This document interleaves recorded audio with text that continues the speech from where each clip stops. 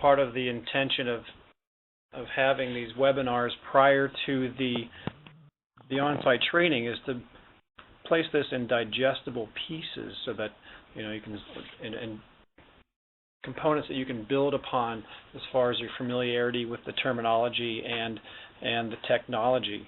So before we go to next steps, are there any questions that anybody had on that previous section on WQX rules, or even something before that just on some of the WQX general data organization tips?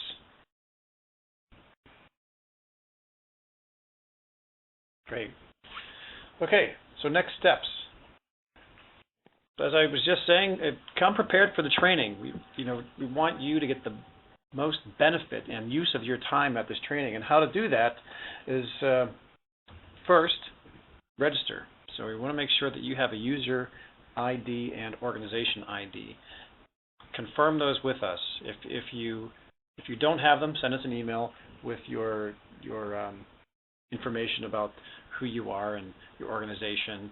If you think you have one, still send us an email. Confirm that now, because that step is something that will easily remedied now, but when we're on site, we won't be able to do anything on site, and you won't be able to submit your data. Bring your data in electronic format. So this is the preparation step. Organize your data as much as you can now. Populate those fields with the analytical methods. Remove those column, the row headers or breaks, and some of the other tips that are within here, so that your data is as clean and as formatted as possible. And bring along that other information. Well, it should be populated, all that metadata, but make sure you have it. And if you have any questions as you're doing this, now's a good time to ask.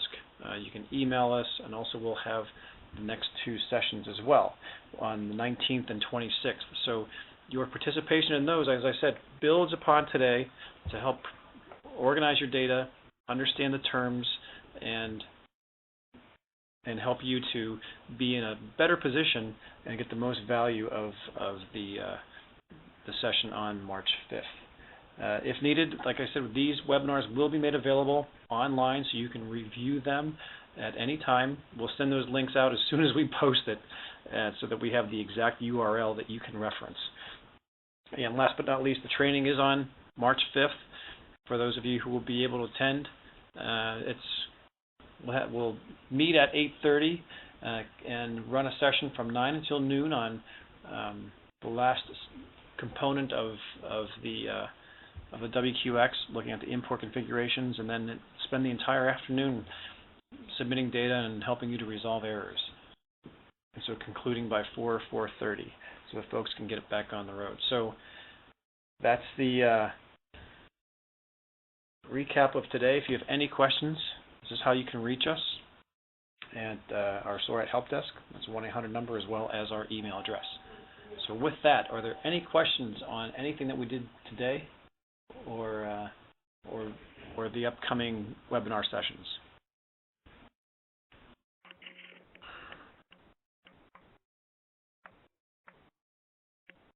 The Raritan Headwaters Association, this is Angela Gorska. We're going to be meeting with the New Jersey DEP to talk about their access database. But I was wondering if you had any databases that you could recommend that already exist for incorporating your data. So if I could make sure that you understand the question.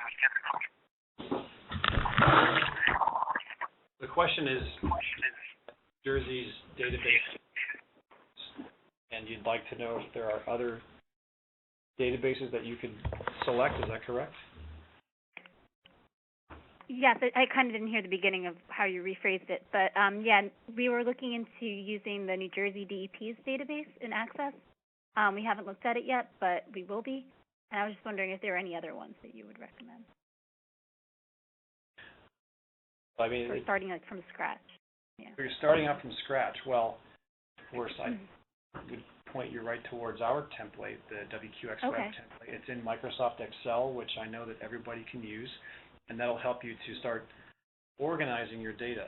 And once you have it in that template, you can continue using WQX Web, or it would help you if you choose to go to the New Jersey Access database. I mean, again, right from an Excel spreadsheet into a table structure is an easy transition. And the nice thing about New Jersey is Access database is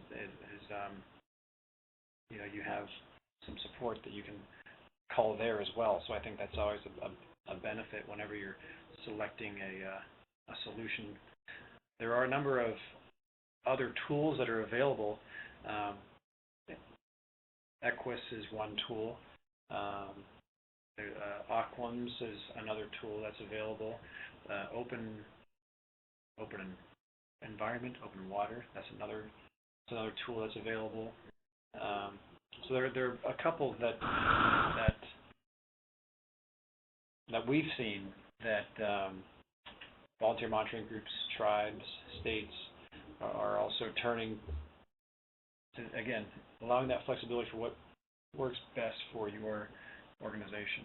I think there's also, depending on you know, funding or internal capacity, that you can either duplicate, you know, or get a copy of the structure of New Jersey's database and use it, or alter it to get your own data in, or start from scratch and do it your own way using even Oracle or some other database management strategy. So it's really open for you right now. So yeah, we're happy to work with you to find some of the alternatives to your current management plan.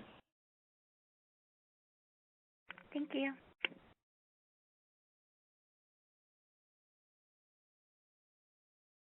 And of course, if you have any other questions, you know, feel free to contact us. Anybody else? Any other questions about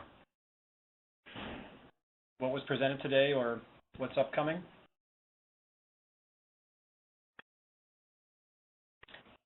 Is there anything that we didn't cover that you guys want to see in one of the next two webinars that you specifically have issues with?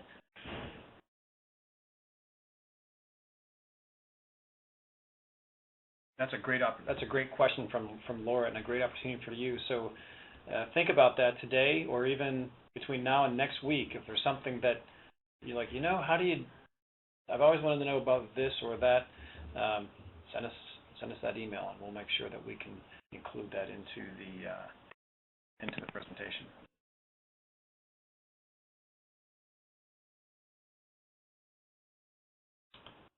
Okay, well, that concludes today's sessions as part 1 of 3. We'll continue with the next one next Thursday, the February 19th, same time. Stop the recording and say thanks, everyone, and goodbye, and we'll talk to you next